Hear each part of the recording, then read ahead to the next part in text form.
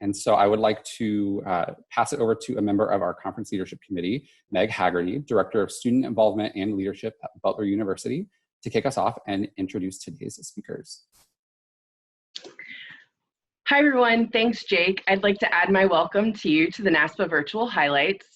We're excited that you're here to listen to this morning's session, leveraging best practices in supporting and engaging online during campus closures. As Jake said, my name is Meg Haggerty.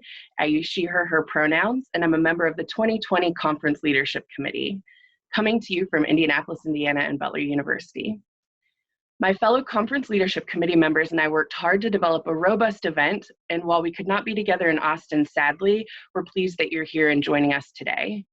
There are almost 1,000 of us attending this morning's session, and we hope that you enjoy this and other curated opportunities during NASPA's virtual highlights this week. This morning's session is presented by Jaimie Hoffman, Vice President for Student Affairs with Noodle Partners, James McGhee, Assistant Dean of Students at Randolph-Macon College, and Alicia Battle, Assistant Professor and Director of the Online Masters of Public Health program at Tulane University. We're grateful to our presenters who will share their expertise at the online environment as we are all trying to navigate this new world of virtual student affairs. At this time, I'm going to turn it over to Jaimie Hoffman to get the session started. Thanks, Jaimie. Thank you so much for everybody being here today and our NASPA colleagues and professionals for getting this webinar set up.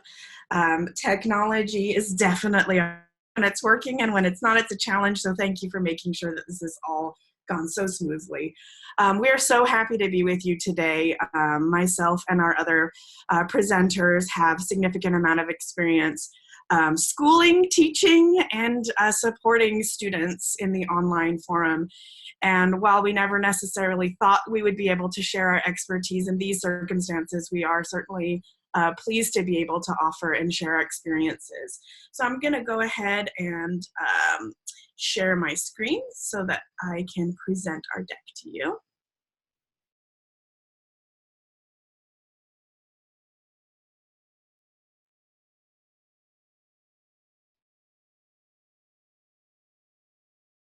I'm going to try that one more time because I don't want to share the entire screen, because then you'll see my husband telling me that the kids are hungry or something like that. All right, here we go.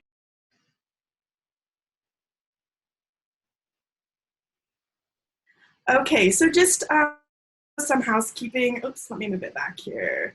Wanted to briefly introduce ourselves a little bit more. I'll share a little bit about myself and ask my colleagues to share about them. I worked in student affairs on ground for about 15 years, and then I transitioned to being a faculty member full-time at USC. I was teaching folks getting their master's degree in student affairs administration and their doctorate in organizational communication and leadership, which is actually how I met James. And then I decided to try something quite different. And so I transitioned to working with Noodle Partners. And over the last 3 years, we have helped about 21 universities put their graduate programs online. And I primarily oversee the student affairs function. I'm happy to be with you here today. And Alicia, if you could introduce yourself next. Good morning, everyone. My name is Dr. Alicia Battle. I have been doing this for more than 24 years now. I started my career in student affairs as a practicing health educator. My practice setting was colleges and universities. And I spent about 18 years doing that before I came to over to the academic side. I've been teaching online and assisting with curricular development of online programs for a little over 5 years at this point. I left the 10th largest NPH program in the country this past fall at Benedictine University to transition to Tulane University School of Public Health and Tropical Medicine. And I am excited about this particular topic. James. Yes. My name is James McGhee. I'm the Assistant Dean of Students at Randolph-Macon College, and I am in charge of student conduct and other co-curricular opportunities at the institution. And as Jaimie mentioned, I was one of her students when I completed my doctoral work at University of Southern California. So I've been both a learner in this environment and then adjusting our student services to this environment. So we're excited to share with you today. Thank you so much. All right, as I just mentioned, wanted to cover some housekeeping. It is, has always been, some of this has already been shared. Just wanted to reiterate, this session is going to be recorded. It's being recorded right now. We will send out the recording along with the presentation and all of the associated resources that we have to share with you today. Our intention is to provide time at the end for Q&A. So please make sure and put your questions in the chat box. And we also want to acknowledge and honor the fact that there are folks on this call that have expertise and experience or have quickly developed that. I have been so impressed navigating Facebook groups and such and seeing everything that have created. And so if we're saying something and you think, oh, I've done this and I've got a great idea for it, feel free to share. We want to use the chat box as a back channel for the conversation. I don't think it's rude if there's chat going on, so please use that space. If we don't get to your question, just please make sure and leave it in the chat. Try to include your contact information and we'll get back to you. All of us are willing to follow back up with you, sit with you, talk with you through whatever we can to help you along your way. And know that with many of these slides, there's a resource that you could click and learn a lot more or get something that you could adapt and use at your own institution. And so we will be making sure that those are all of those resources are available to you after the presentation. They are embedded in this deck, but we'll put them on a separate page for you to access as well. Again, our intention is to make this as usable for you as possible. And there we go. So James, if you could review what we're going to cover today. Thank you, Jaimie. So we wanted to begin with some general considerations we think that you all should think about as you're transitioning into this environment, as well as some advice we've learned over the years. We also wanted to consider, what do our students need and want right now? We have talked a great deal about maintaining routine and normalcy and how to make an environment that is not necessarily what one is used to seem more like what it normally would be in a day-to-day operation sort of situation. Also, we want to talk about how we keep students engaged. Jaimie and I did a webinar earlier last week about engagement. We also want to talk about, how do you prepare students to operate in this arena and to use the technology, not let the technology get in the way, which we'll talk about later, as well as what I love most of all is, how do we assess? How do we make sure that we're doing what we say we do and that we're not just measuring by hugs and kisses and good feelings? And then also, how do you take care of yourself? And so I think with that, we can kick off.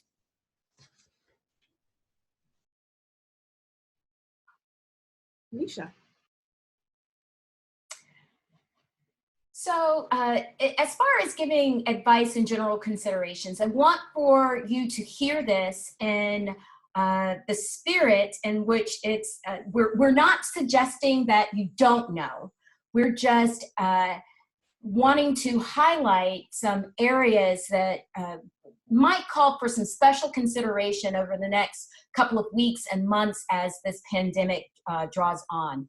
The first is, be gentle with one another. I know you're thinking, yeah, we do that. But when you're having your 5th Zoom meeting of the day and it's not even noon yet, it might be a little more challenging. Also, given the fact that you're doing the Zoom meeting not from the comfort of your office on campus, but now you're also juggling what's happening at your house. So with your children, your loved ones, your pets that might be coming in and out of the shot. So again, that tends to cause some undue stress. So reminding everyone to be gentle and kind to each other, and we're going to talk about yourself a little bit later. Being authentic, including, and most importantly, when you don't have the answer, it's okay to say, I don't know, we're not sure, we're still working on it. Be nimble with roles and responsibilities, regardless of the title. Right now, you may find that you've inherited a whole lot of additional duties as assigned that weren't necessarily originally in your job description, your job title, and that 5% other duties as assigned has grown to what you feel sometimes on some days as 50 or 60% of your role. Let's, again, going back to point number one, be kind and gentle with one another. And then in doing so, we find that practicing resilient leadership helps. What do we mean by resilient leadership? It's the capacity to recover from and quickly adjust to difficult times. And I think we can all agree that this is a difficult time, not just personally, but professionally. Things are very unsure. And it's not just unsure and uncertain for us with our jobs on campuses. And by the way, I think we should all be thankful that we have jobs. There are a whole lot of people out there that are not able to continue working through this time. But it's, how do I shift in and use and leverage the traits of effective leadership in a time where I'm also called on to be resilient. Resilient leaders see clearly what has worked and what is not working. And sometimes you're going to find that you're doing that minute by minute on some days. And then other days, you're going to feel really good about what your team is doing, what your campus is doing, how your campus leadership is responding, how your state and local leaders are responding to the cause. And then on a dime, it's going to shift. So again, reminding us that being resilient means that we're going to be able to shift and pivot quicker than we've done in the past. We also want to avoid the pointing the finger so much and engendering a sense of resilient leadership, because all of your staffs, all of the faculty that you're working with, your students in some respects have had to step up and become resilient leaders, either personally or professionally or academically, very quickly. According to Bob Dunnigan and Jen Moyer, resilient leaders have the ability to sustain this energy level under pressure, to cope with disruptive changes and adapt. They're able to bounce back to setbacks. And I would say all of our campuses moving very quickly within a couple of weeks to completely online is us demonstrating our abilities to bounce back. So keep that in mind as you're moving through.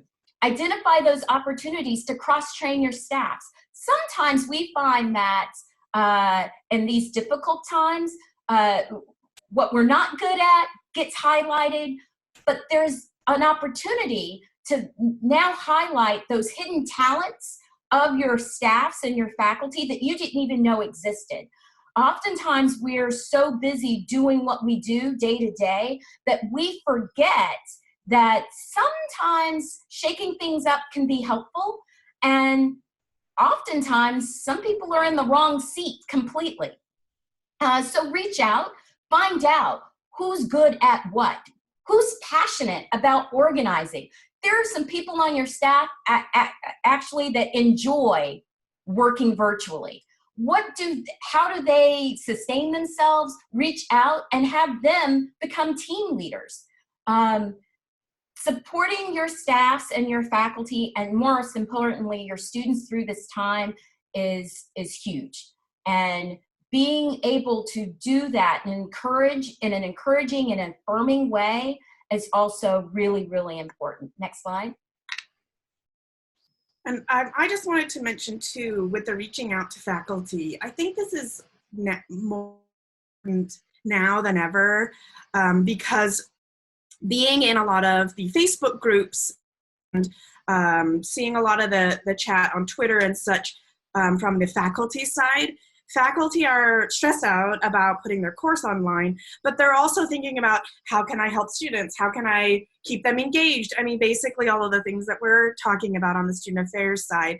So if you have a relationship with a faculty member or the dean of a school, whatever the case is, reach out and say, what can we do for you? Are there engagement opportunities you want us to plan? And make sure that they are aware. I mean, I've seen pages pop up, which we're going to mention later of online support services, make sure faculty are clearly aware of those, because I'm seeing them take on this role because they I think don't know what else is out there. So I just wanted to emphasize that point. Thank you. We also wanted to sort of start with this idea of thinking first the needs of your students are. And this is where we can leverage the research about online learners. And although these are not necessarily individuals who have chosen to learn online, they are right now, right? Just like all of us. So some of the things to think about, so research is along the left side of this grid. Students can often feel isolated, and most likely even more so during this time. And you've got some adult learners, some folks that are just not fans of technology that might feel even frustrated and not motivated during this time. What we suggest that you think about is as much proactive outreach that you can do. If you know students that might be feeling like this, set up a plan with which to communicate them. And this is where you could leverage your student assistants who are hopefully able to still work from home. They can conduct proactive outreach. Perhaps you divide out your student population by your student assistants and your staff to proactively check on those students that, if you think of a residence hall room, they're the ones that never come out of their room. Thinking through as well the fact that being online, while it's challenging, it does give us a lot of data about student behavior and activity, which we'll talk about later. But one of those data points are the fact that you can look and see if a student has not logged into your learning management system. So speak with your IT people and figure out how you can get that access, because you can then, proactively check in with those students, see what you can do to help get them engaged if they don't have technology. Whatever the case may be, that's a way to identify those that may be most at risk. And then certainly planning social activities can help engage students. Don't be offended if students don't want to engage socially, and we'll talk more about that, different ideas for social engagement later. Everybody's going through different experiences, as we all know, and we can honor that. Even if you have two people come to some sort of a social event, that's going to make those students stay most likely. Also, it's important to know that online students want very clear expectations and communication. So thinking through a communication plan, which we'll talk about later, so I'm not going to go into much detail, but it is important to be even more clear with your steps of what you expect students to do and what they need to do. It's even more important to do that in the online modality than face-to-face. This is all that students have sometimes to gain information, so the clearer that you can be, the better, and also consider offering that in multiple modalities to foster universal design. So if you're going to give steps on how to pay a bill in text, consider recording a quick video with the same information. Of course, ideally with captioning, secondarily at least with a transcript. Students also want it to be easy to access campus processes. I don't think any of these things are sort of shocking. They're quite intuitive, but this again is what the research has told us from students studying online. So thinking through creating a one-stop shop or one-side student support resources, of which we've aggregated and have some examples we can share with you. Review your processes to make sure that they're inclusive of online students. While students may not right now need an ID card, they might in the future. So thinking through how might you facilitate that in a space where you can come to campus to take their picture or pick up their ID card. And James will talk more about thinking through communication alongside those processes. But the other idea is just as you're getting all of these questions from students, either in like a central location, like a call center or through your office, or if you're aggregating into Salesforce or some other CRM, make sure that you're documenting what those FAQs are and put those out in your communication channels and on your websites so that, again, easy access to things. And then last and most challengingly, I would say, is that students studying online, they really do want quick response times. They can't say, okay, I'm just going to go to the financial aid office to get my question answered. They can't walk into that office. And they are sitting there in their homes, and time moves very slowly when you're waiting for a response. I know I saw some great memes on Facebook about there being 98 days in the month of March. And that's how it can feel to an online student that's desperately trying to figure out what the LOA process is, or whatever it is that they want. So you might consider leveraging chat box. I know Gecko Engage has offered a sort of COVID chat box package or option that I believe is free. You can check into that. I'll share the link out.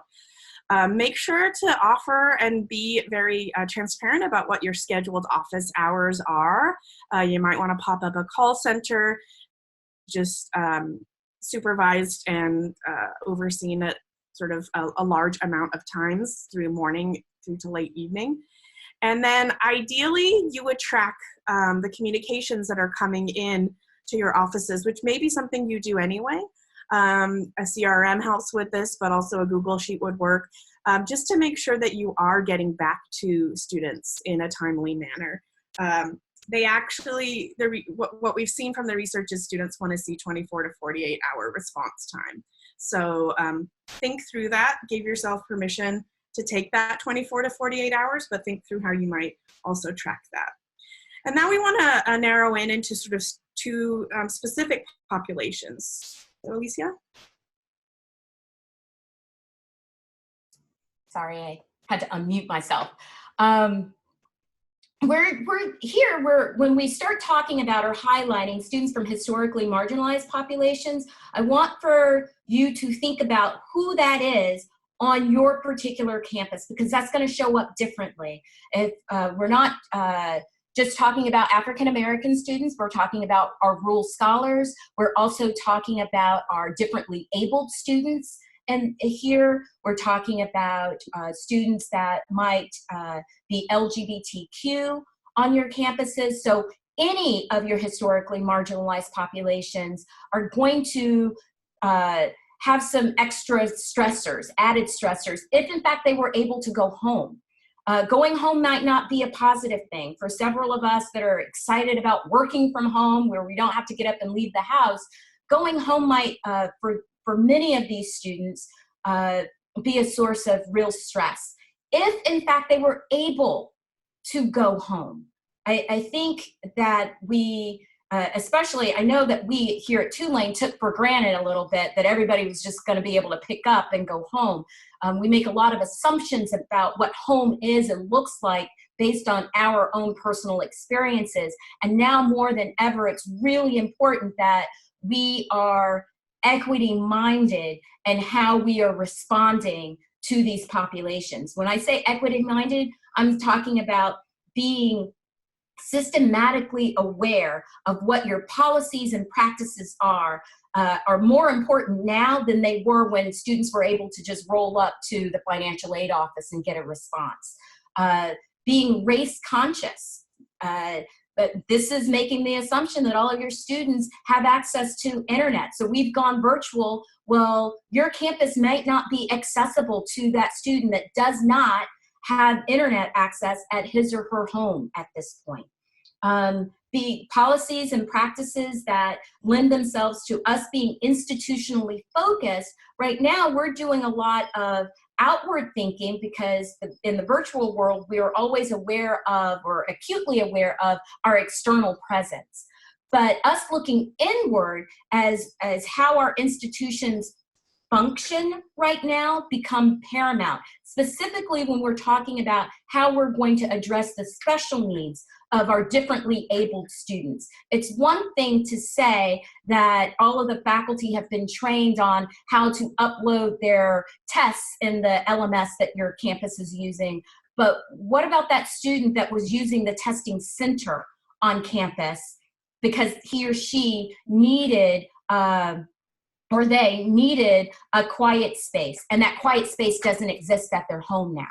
So again, us being institutionally focused on what it is that we're doing, and then using those evidence-based best practices out there. While it has been slow, for many campuses to go online. We're all online right now, and there's been some fantastic research out there as to how to do this well. Our Noodle partners been doing this for a while. Online has existed. We've just, on our traditional campuses, not embraced it. So look out for the best practices that are evidence-based. And in everything we do, we should be equity advancing. So when you're asking yourself the question, does this form, and we're going to get into some of our campus practices a little bit later, but you should always be asking, if we're shifting this, is this equity advancing? Is it really going to touch all of our students in a special way? And here I want to just insert that we also recognize, at least my campus did, and having been in conversations with others around the country, we took for granted that all of our faculty and staff had internet access at their homes. Not all faculty, or that they even had a computer at their home. So again, as we're moving forward, we want to make sure that we are equity advancing. Absolutely, thank you so much. I also wanted to spend Alicia mentioned students with disabilities, but I also wanted to kind of emphasize some of our key ways to make sure that we are supporting students with disabilities, particularly when we think about the marketing that we're putting out on the internet.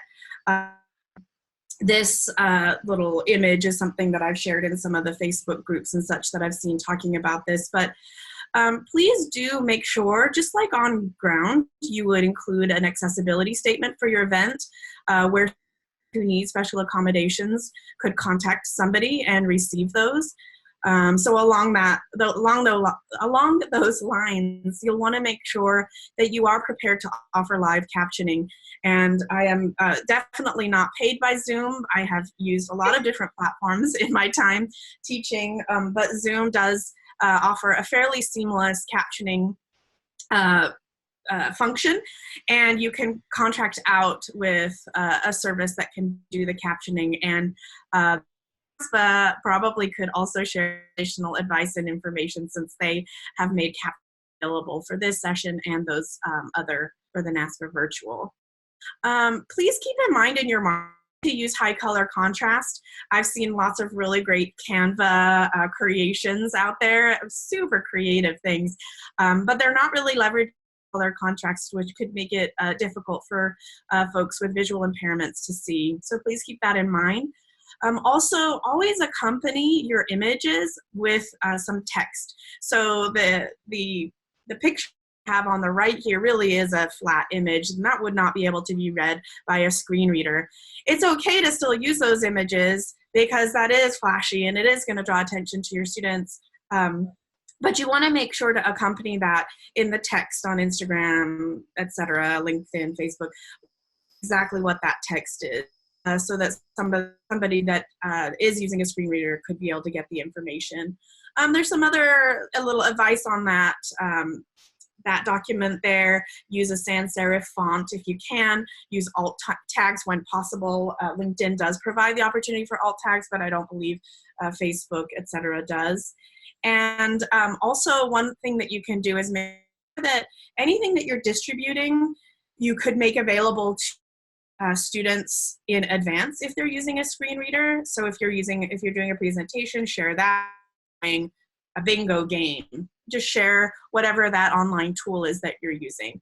And as you are thinking through the documents with which you'll be sharing, you can use some of these cheat sheet tips on how to make sure a Google Doc, spreadsheet, etc. is going to be accessible. And this will be available to you after that link will be live for you to access after the presentation. Alicia. Yeah, so training students, and we have a lot of millennials on our campuses for sure. And I think with that, we take for granted that they get it and they understand how to use the different modes of media. You can't take this for granted. There is appropriateness in behavior, rules of netiquette, if you will, that students should be adhering to. Many of our campuses, specifically the ones that have had some online classes or started Facebook groups, develop Netiquette rules. This is an opportunity for us to go circle back and highlight how these fit into your current code of student conduct, and next, how students engage in conversations with each other on their Instagram or their Facebook pages is not necessarily appropriate and does not translate well to the classroom or when sending messages to faculty, staff, or administrators on your campus. Sharing with your students what the expectations are is really, really important. Don't take for granted that students understand how to toggle back and forth nimbly or quickly from the very comfortable social media speak to and texting to how I should be responding to a discussion prompt in a course. Or if my student organization has a chat room set up in the virtual student lounge, how I should be comporting myself. So again, this is an opportunity for us to go back, revisit what those rules of Netiquette are that we've set for our campus when we're using our Facebook pages, and then apply them, if you've not already done so, to what's happening in the classroom. This is also one of those times where I believe that it's important to leverage your student leaders. Your student leaders are scattered across the country. They've already been trained. They already have a following. For example, your student body president was elected by his or her peers. So reach out to your student leaders and have them be the ones to share the appropriateness. Have work with your student leaders to get the message out. I think that it will go a long way with assisting students as they're transitioning to always being online, specifically in their classes and with the conversations with faculty and staff. And going back, and Jaimie mentioned it earlier, students have a I want it now kind of mentality. A lot of our students, even our non-traditional students, they think if you send an email at 9:15, they sent you an email at 9:15, they're expecting by 9:25 that you have gathered all of the information, that you have a response to their question, because you're just sitting there, because now we're all at home literally sitting in front of our computers. Why didn't you just respond to my message? This is, again, we got to train the students, not just our faculty and staff, that an appropriate time is anywhere from 24 to 48 hours for a response. And depending on what the question was from the student, it might be that you're just gonna sit, it's 48 hours later, you still don't have a response because you don't have the power to make that choice or decision. This is, again, going back to just be authentic and upfront with the student body. Tell that student that's asking the question, I don't have the answer, I'm still working on it. Okay. Wonderful. Thank you so much. I also wanted to highlight the bottom of the screen, those boxes are resources that you'll be able to click on after the session. On the left is a guide written directly toward students on how they can be successful during this transition. You're welcome to use any or all of the content there. And then there's a course that I actually created alongside some folks at Cal State Channel Islands that is designed. It's called Learning Online 101, and it's made available in the Canvas Commons. So anyone can access it and download it and personalize it to your institution. It is not an online in that when I build an orientation for my campuses, it includes things like welcome to the community, because it's a lot of the online students are not going to come to the campus. So this is just teaching students how to learn online because they have already gone to another on-ground orientation. But if for some reason your campus does not use Canvas, the link on this page will take you to another page where you can email someone and get an export of that course. And again, it's available with Creative Commons licensing, so you're welcome to use and adapt it for your needs. All right, we're now going to talk about business operations and some of the things that you can think of when it comes to this different. We would like for you to think of this as being normal in some ways, because what we'd like you to think about is the fact that we want you to honor the excellent work and your best practices that you already do on ground. And I have seen that with the amazing creativity that folks have popped up, really, really cool events. I saw someone, one university did like a sing on the balcony. I guess they must still have some students in their residence halls, and they all came out and sang together. I mean, just really, this is our student affairs folks, right? Like just super creative things. So continue to think about what are those things that we do, what are these events, and provide the resources and services that you do. It's just in a different modality. And don't get overwhelmed by the technology. Think about what it is that you do best, and just find the tool that is most simple to make that happen. And Jay gave you a very clear example of how he's done institution with a tool that he learned in my class, which is a very easy tool to set up called Padlet, which he'll mention later.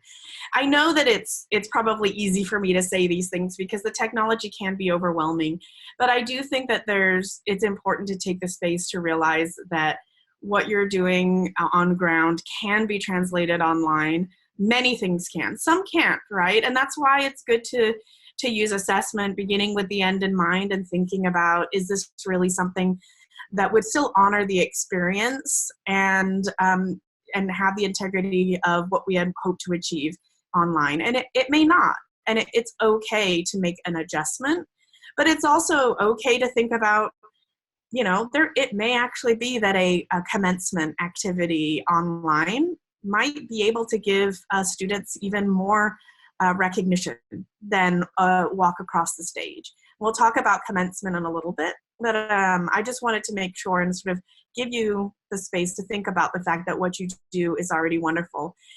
And one of the things that is probably one of the greatest joys of my work is when I work with student affairs professionals and they make the adjustments in their ecosystem of support and engagement to be inclusive of online students, and they realize, wow, actually, this is going to be even better for more of my students.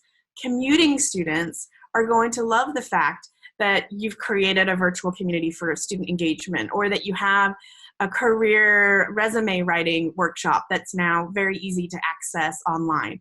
Some of these things you may not choose to continue in the future, but I think you're going to find that your students really appreciate it, and this time and the stress that you're putting in now will be so worth it, and it will really feel like it pays off.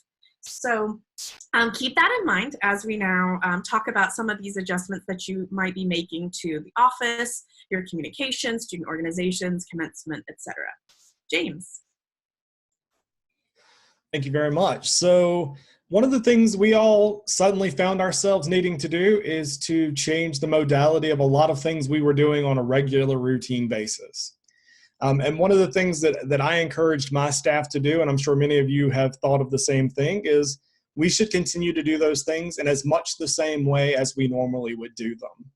So for example, room reservations. If you have a room reservation system and students are meeting and you're going to give them Zoom links in order to do that, we used our same process for student organizations to reserve rooms as they would to reserve a virtual room, and we just replaced the link with the actual room number when they got the room reservations back. And that allowed them to not have to change what they do in order for us to continue to be able to do the process as we were doing. So things might look different, but as much as we can deliver the same processes, forms, but in a different way, the better off we are. In terms of automatic scheduling, I think one of the things our students, our organizations were really in tune to, let's schedule our meeting times, but they also were searching for places to hang out. And so we have Google Access, we've got Hangouts. Students can do that themselves. We're encouraging them to have their Hangout time. Later, I'm going to show you an example of our virtual student engagement center we built on the fly. We're still perfecting it and sort of working that out as we get the kinks worked out of it. But we're starting to really focus in on what do students want and need. And our students have been critical to that. One of the things is to hold office hours online, to make yourself available to be scheduled. We used Calendly for our calendars beforehand so students could easily make appointments with us. And now they still do that same thing. The only difference now is that we send them a link to meet with us or a telephone number. We get a number from them to call them depending on what their choice and options are. And so I think it's important for us to think about how we're going to continue to deliver the same processes and services, but in a different way, and how we give students as much control as possible, given the control that they've had taken away from them throughout this transition. Jaimie, I think we can go to the next one.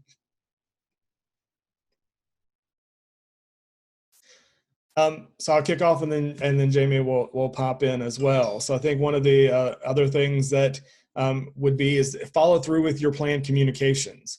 And if possible, communicate more so. Students they need to know that the things are being worked on. If you don't have the answer, it's okay to say, I don't know. In fact, one of the most vulnerable times I had is I was sitting at a virtual information desk, which I'll share with you. And I had been sitting at that information desk all day answering questions for a student, and a student popped in and I said, how can I help you? And they said, I just stopped by to check on you and make sure you were okay because I saw you've been sitting here all day. And I hadn't thought about how I had been. I was just focusing on the students at that point. And I said to the student, thank you for asking. I'm doing fine, but I don't have all the answers. And the student said, that's okay. So I'm reminded that our students are incredibly wise, and sometimes we need to listen to them as well. We need to share what our communication plans are. How are we going to communicate? What are the modalities and methodologies we're going to use to communicate with our students? What are those venues and those communication cycles? Also, we need to anticipate what our students want and need and share it before they ask for it, or also allow them to find it themselves. So Jaimie mentioned frequently asked questions. I think that is very important. And the other piece is we're using Discord, which we'll talk about, some chat services to create sort of an online virtual engagement community. And that's been super, super helpful for our students because as they ask questions and those questions get answered either by their peers, by student leaders, or by the staff, then other people are scrolling back through that and finding that, so we're not getting those same questions over and over again. Also, our student leaders have been able to step up in that role. And when we talk about organizations, I'll tell you a little bit more about student workers and how we have honored their need for employment. That's another thing that we've talked about in terms of what other students need earlier. And so I think anything else you folks would like to add to this slide before we move on to? Yes, I'd like to just add that because the students need to see their leaders, not just their peer leaders, but all of the leadership. They need to have access and see their academic deans now more than any other time, because that engenders a sense of, all right, this is going to be okay. I'm going to graduate. I'm going to get my degree. They need to hear from their chairs, department chairs. They need to hear from the VP for Student Affairs. It shouldn't just be the provost or the president giving a weekly update or briefing. They should hear from all of the different leadership realms on campus. And this can be done in a myriad of ways. I know my dean does a video update once a week, in addition to we host a town hall meeting every Wednesday at noon. And sometimes there is a theme around the town hall meeting, and other times we're just here to answer any questions, comments, or concerns that you may have. And then we also do an update every day via email at 4 o'clock. And sometimes the update is really long because things are ever changing. And then there have been times where the update is, we have nothing new to report. Things are going well, hang in there, and it's more of a pep talk. But the community knowing that they're going to receive that update is really, really important. And when I was in a task force meeting and asked whether or not, well, is it really important that I do this video? I said yes, because I was thinking about my military days. I'm a military brat. I was in the Marine Corps. And during times like this, troops need to see their general.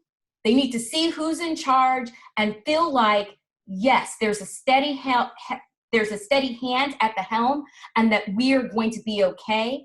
And it provides a sense of connectedness, even in this age of social distancing. That's it. So when working with student organizations, one of the early lessons that we learned from our student government was they wanted to meet. Someone asked in the chat earlier about how do we help student leaders shine during this time. We listen, and we do what we normally do on grounds, and that's do what our students tell us that they need. Our student government needed to meet. They wanted to know how they could be helpful, and so we've worked them into the communication strategy of the college, and I think that's important. Also, continuing to meet like they normally would, if possible, at the same time as they did, provide structure. And structure is very important to students as they sort of navigate, what does my day look like? I'm waking up and I'm operating and working in the same space, same challenges we're having right now.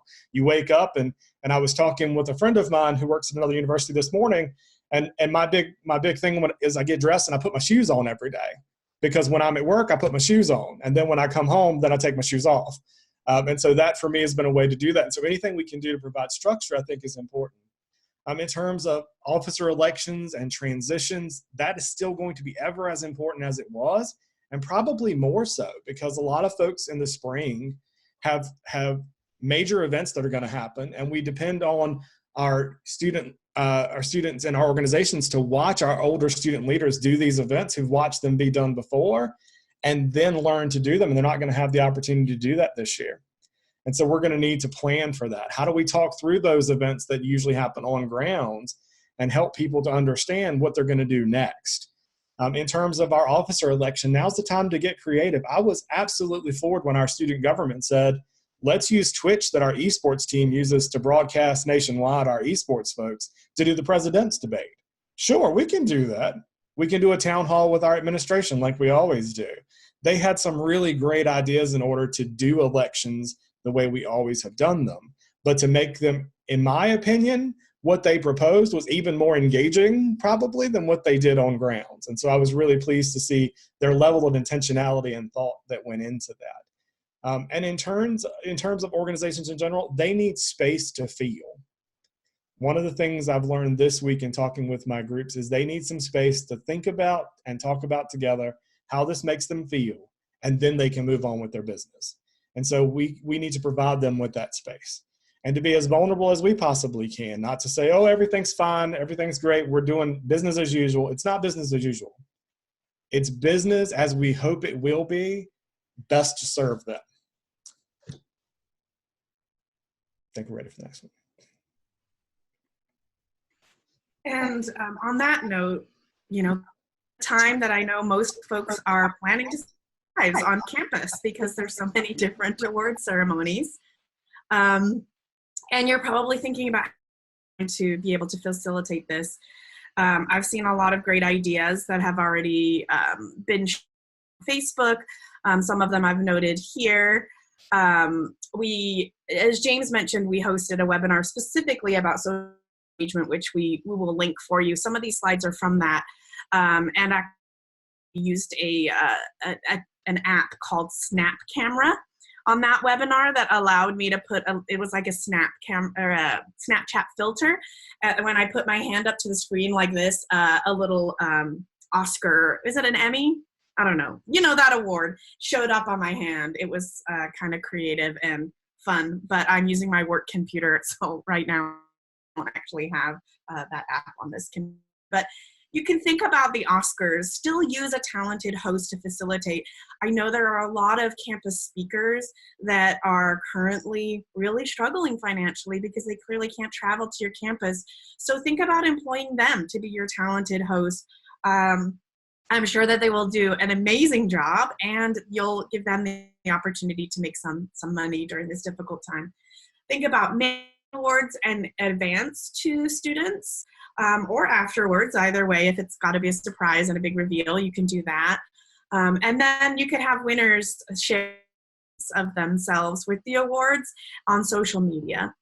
You can encourage everybody to dress formally, or at least formally done up on the top. I don't have shoes now, James, but I am used to working from home, so maybe that's a thing. But during this time, you might want to have this formal dress. You can have your live performers that were going to come to your award ceremony, still have them perform in some way.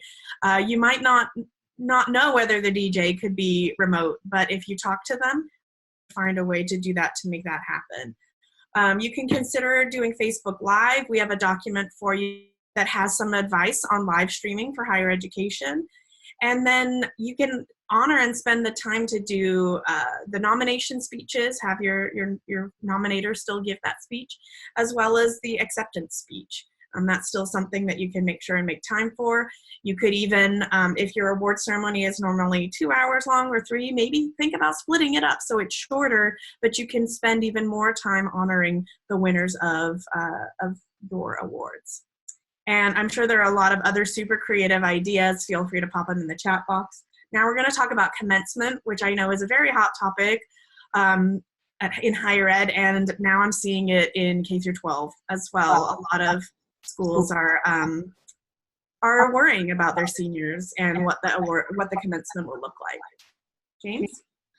So we talked quite a bit about whether to include this here or whether this was getting in the weeds. And so I want to be completely honest with you. The reason we decided to share it was the statistics are comforting. It's nice to know that there is no one right way to do this. And so some people are going to do online events. Some people are going to postpone and do them at later dates. You can do them on Zoom. You could send out regalia and hoods in advance. There's some folks who've even discussed doing drive-through graduations where folks drive through campus, get their diploma in a car, and keep trucking. I'm not sure how I feel about that one, but it was an interesting idea at least. You can hold smaller ceremonies, but we wanted to make sure that you all heard us say that there's no one right size for every campus, and that each campus has to decide what's right for both the campus, their tradition, and their students. And so maybe it's not commencement that you hold now. Maybe it is something to honor our students, and then moving forward, look toward a time when you can truly do commencement. We wanted to make sure that we had an opportunity to share these statistics with you. Thank you. And those are from EDUCAUSE. EDUCAUSE a survey to ask leaders what they're planning to do. Okay, we're going to turn our attention towards student engagement now. During times like this, students want to still feel like they're a part of the campus community. As I mentioned earlier, some students are not going to have the time to be engaged, and others are going to want to look for that connection. And we found that a great way to engage online learners, which I think applies in this venue, is to establish a virtual student union. And you know, our student union is the living room of the campus, a place where students, faculty, and staff can come together to talk about curricular related things like creating study groups or just hobbies and fun events. So I encourage you to think about creating a student union. And again, we have additional slides and another webinar that goes a lot more in depth into all of this, but we are going to share a few of these with you that are some key components. I also have a document that I'll share that really walks you through a lot of the steps related to selecting a platform for virtual student union, but we're going to touch on some of those highlights here too. So you want to think about what are your goals for a virtual student union? What do you want students to be able to do? Again, thinking with the end in mind. I know that people might jump to a quick solution. I know, let's do, I don't know, whatever it is, a Facebook. But does that achieve all of the things that you want this community to do? Because there are platforms and tools that might actually achieve more than what you necessarily, your immediate thought was. So think about live chats. Do you want that to happen? Do you want students to be able to chat with each other on phone and video? Do you plan on sharing resources in this space? Do you plan on making announcements? Do you want students to connect as an entire campus community? Or do you want their subsections of your community, because there are tools that do both. Do you want to be able to have there be a contact point for staff, like an Ask Dean McGhee channel or discussion? Do you want that option? For instance, because Facebook, a group doesn't necessarily facilitate that, right? A Facebook group, I can talk. It's still early in Southern California, by the way. So think about all of those things. And again, we have a document that will also walk through them if you want to spend some time as a group. And then do you want to be able to foster asynchronous engagement in this space, like fun activities, like for my company, we use Slack. And the Dogs of Noodle channel is normally the most popular. Kids of Noodle is pretty poppin' right now because we're sharing a lot of resources about homeschooling. And, you know, I, being a student affairs person, will pop up like, hey, everybody post a picture of yourself as a kid. And so do you want to be able to have those kinds of activities with each other? So that's things to think about as you're thinking about having a virtual student union. And then you want a platform. And these are key components that you'll want to consider. Again, the document that we have will be even more. But you want to make sure that it's frictionless for students to access. What I mean by that is that it's easy for them to get in and access it, but it's also easy for them to come in and out after that first access point. For this reason, sometimes campuses are choosing to create a Canvas course in their learning management system because it then creates a virtual campus where students are going to school, and they're also then getting to engage with each other outside of the classroom. One challenge of that, though, is that not all learning management systems are great on the mobile app, which is another component on here. So you want to think about that. You also want to think about that multimodality. Can you do synchronous and asynchronous things on here? Can there be a synchronous chat function? Mobile apps are important in this time. As Alicia mentioned, a lot of students may not have computers. They may not have internet service, but many of them, in fact, we know a majority of our students do have phones. So thinking through the mobile app function is important. You also want to look at the platform's security and what kind of security they offer. A majority of the companies will tell you exactly what they do and don't provide, and they do meet higher ed security requirements. And the same thing with accessibility. That's something that you want to think about. Is the product going to be accessible for all of your students? And we have more things in our document that you can think through. But the last thing I'll mention is you want to think about the sustainability beyond COVID-19. And that is what I mentioned earlier. Your students may indeed find this as a great way to connect with each other. And this may be a community that you plan on continuing beyond this really unusual time. Think about this, and I know it's a definite temptation to pop something up quickly, but do it thoughtfully and think about these variables. And James is going to kind of share a few products with you in the comparison of those products. I'm not going to go into a great deal of detail here in the interest of time, but some of the live sort of conversation products and things that you may consider using are Canvas. A lot of folks have Canvas as their learning management system, and it does have a chat room. It's not necessarily the best chat room in the world to use, but it has one. It has great connectivity with the rest of your campus if your students are already used to using it. Apologies. Pronto is here. Noodle actually gave us this information. Pronto actually connects to Canvas and is actually a much better chat product for Canvas if Canvas is the route that you're going to do. And right now that is free, but may not be free after the COVID-19 crisis passes. Two others that you may want to consider are Slack. Lots of businesses use Slack. It has channels, both type channels, voice channels, so you can communicate. And Discord is very common and very similar. Discord is very popular with gamers, so a lot of students already use it. And it is also popular with a lot of video gaming sort of circles, esports groups and whatnot. And so there's different pros and cons to using these different platforms. Some of them are more accessible than others. Discord is not as accessible. It has some functionality, but not as much. Canva and Pronto are both mostly accessible, and Slack is not quite accessible, but almost. Yeah. Right. Do you want to share screen now, James? Oh, you just.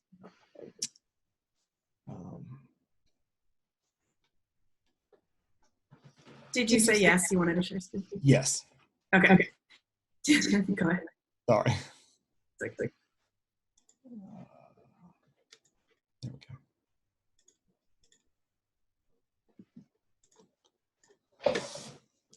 But one of the things we did when we were considering how to start to put things together was we decided to create a virtual student engagement center as a landing page to direct students to different places. And this may look different no matter where you're at.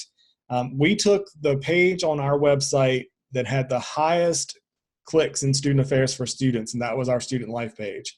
And we gutted it, just pulled everything off that landing page completely and started from scratch to build what we thought students might need. And so it includes things like the social media accounts we're going to use to communicate with students from student affairs, a link to our Discord community, which I'll share with you very briefly about that.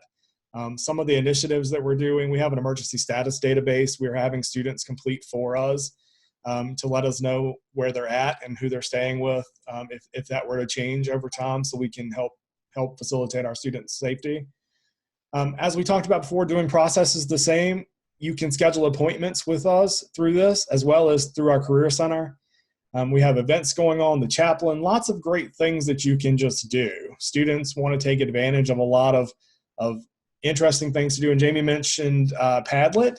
I'm going to click on one of these links. This is our link to our live aquarium streams. It's really popular also, not just with students, but with faculty and staff who are home and have students who are learning about biology and need something to teach with.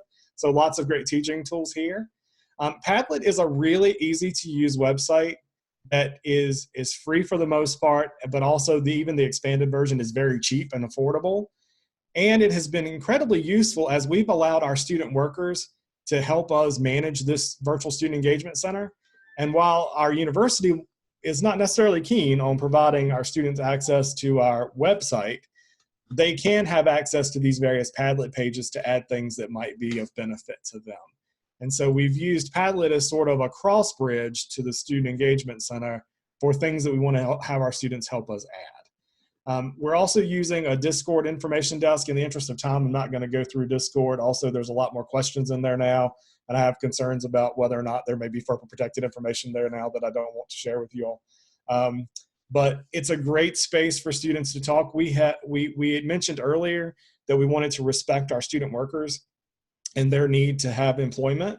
And so our student workers in the student union do a lot of work at the information desk answering questions and responding to emails for students. And so they're still doing that. They're just doing it in Discord. And so they are in both a voice channel and a text channel. And if they get a question they can't answer, they just shoot an email to one of us and we pop into Discord and answer that question as well. So it really has to do with what your campus needs. We're getting ready to update this to include housing information for the spring, and how students can go ahead and sign up for housing in eRes Life. And so anything that you need to put here that works for your campus is important. This is just for fun for staffs. We have a puzzles and games section. You can play Cards Against Humanity, which is a horrible game, but you can play with your staff. We're going to play this afternoon. And so I encourage you all to take a look at what might work there. And so that's just a very brief tour of what we've put together. Thank you, James. And you can stop sharing.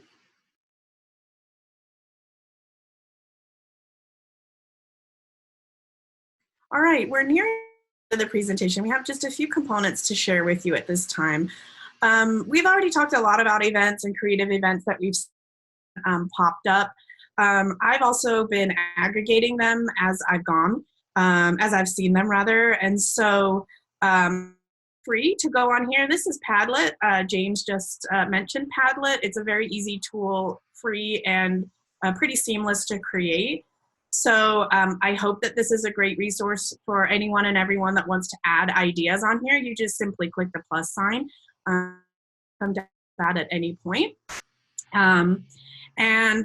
Since we're talking about resources, I shared this in the chat, but this is a resource page that has just about everything and anything that I think we covered today and other things I've seen all aggregated to one space, including the link to this online brainstorming page, the cheat sheets, the commencement, and also a bunch of universities' resource pages that I've seen here.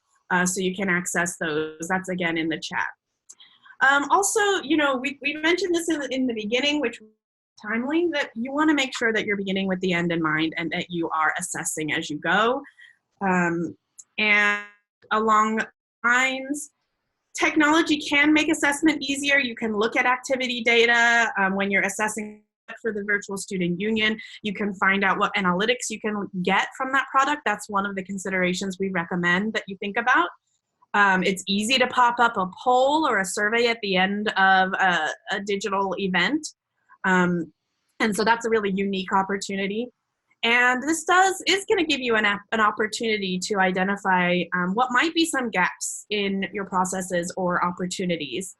And that will hopefully help you in the future. We also would love for you to think about how you can leverage this time to contribute to the body of research to online learners. And maybe you won't be doing research right now, but maybe after this, because there are, you know, there isn't a lot, especially produced by student affairs folks. There's a lot from the faculty and the instructional design side of the house. And when I read it, it's very clear to me that it's missing the student affairs professionals. I also want to encourage you, if you want to think about how you can kick it up a notch, we have a rubric you're welcome to reference and access. It's on that resource page, and it's what we use to assess the degree to which campuses are making their ecosystem inclusive of online students.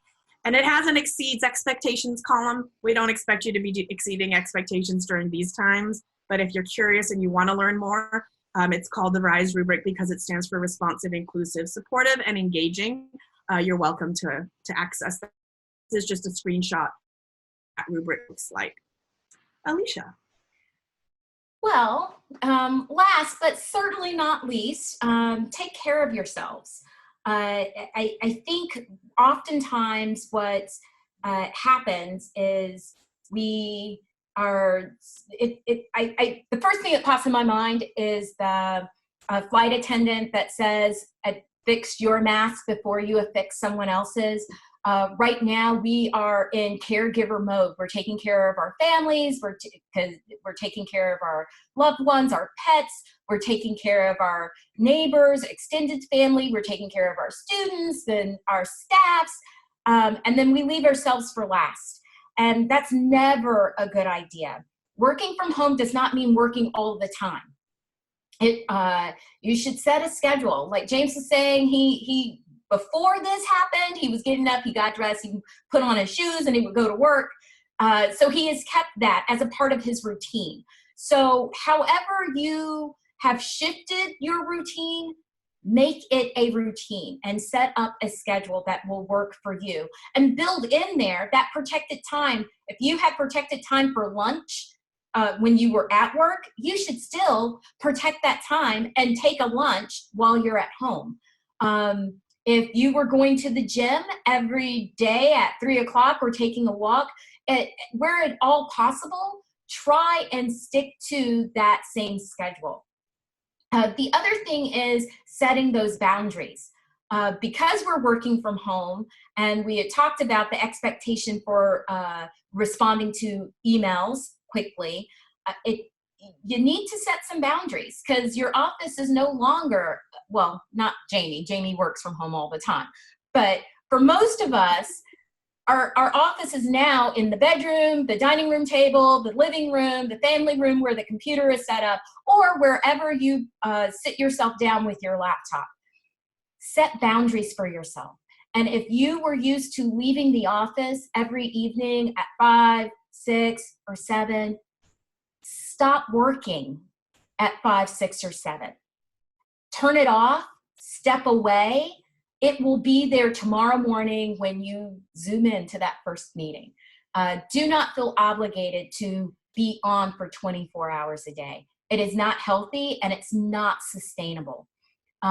This is where you can use some of those emotional resiliency tips. There are several that are listed in the document that the hyperlink goes to that you'll have access to at the end of this presentation. But I think it's important to support each other during those of us that have, or you that have kids that you're homeschooling now, but there are several of you that are also taking care of elders or sick family members. Reach out, support one another. What comes to my mind is my favorite African proverb, and that's how I choose to live my life. It is, I am because we are, and we are because I am. And so for us to continue working well with one another, that means that you have to take care of yourself. Self-care is hugely important, specifically in this time of COVID-19. One of the things that we didn't mention earlier, because we weren't sure whether or not we were gonna have the appropriate permissions for the research project that we'd like to embark on, and we are inviting you to participate in. It's gonna be a well-being study. It's a mixed methods qualitative study examining the impact of COVID-19 on the health and well-being of faculty, staff, and administrators. And then the second part will be students. So just let us know if you're interested in participating. Our contact information is included on the back end of the slide deck. We're NASPA members, so if you want to just reach out or look us up on the NASPA website, feel free. Wonderful. Thank you so much, Alicia. Also, there are, I'm laughing because I have known Alicia for a while and have been pronouncing her name wrong. Also, there are many opportunities to continue the conversation with us.